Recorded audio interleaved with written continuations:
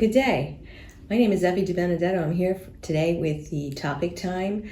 We're going to be talking about the ghost over at the Hugenot House or the Macon Beacon House. I am dedicating this book discussion topic time to past Historical Society members in East Hartford and to some of the men and women who attended my Wickham book talk through the years. So, starting off is a really neat little story that I first heard about in the 1980s about the Hugenot House or the Macon Beacon House in front of Martin Park in East Hartford. And it was a story that I heard from one of the members of the Historical Society, and they were talking about this ghost that they called Benny the Ghost. And I thought that was such a neat story that she came and she did a book discussion on it at Wickham back several years ago. And there was also a write-up of it in the East Hartford Gazette. But before I start with that I'm going to tell you a little bit about these sightings that have been recorded at the Hugenot House, and they are genuine recordings, and they've even had people come in from the paranormal and do research there. Some of the security system that is in the building after work and at nighttime has picked up movement and noises when nobody has been in the house. So these are not mischievous ghosts, these are helpful kind of ghosts, and there's been a couple of them from ladies to children, but the most famous one is Benny, because Benny is the working ghost over at the Hugenot House.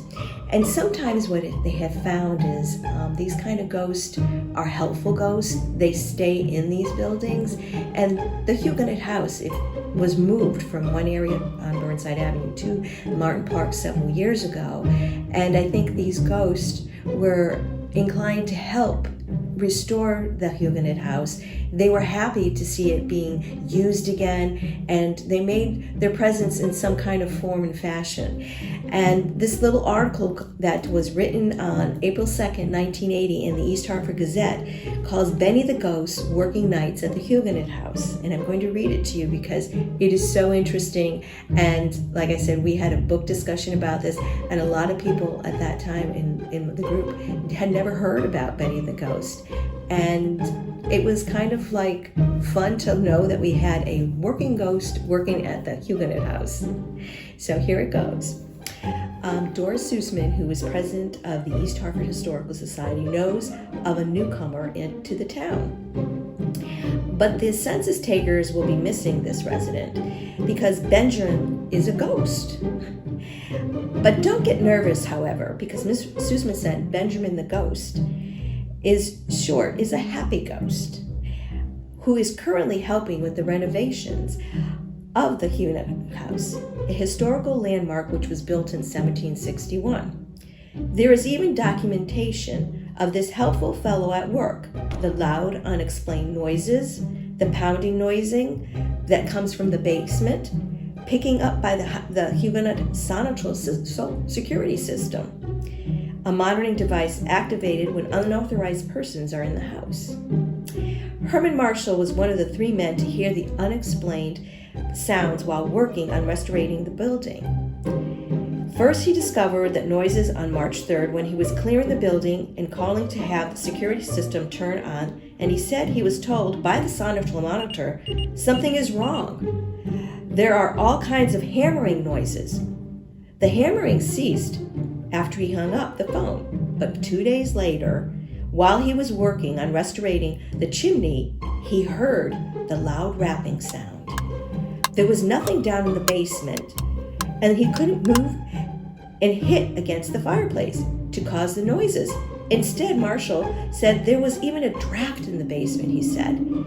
He is not the only one to find something peculiar about the house.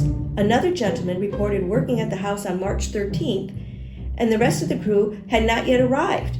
He said he heard a loud pounding and thought someone was in the house, but nobody was in there. While he was working upstairs, he heard noise which made him think, oh, a coworker came in. No, it sounded like somebody was dropping bricks. And then crashing sounds. and he thought he had fallen down, someone had fallen down the stairs. None of that had happened.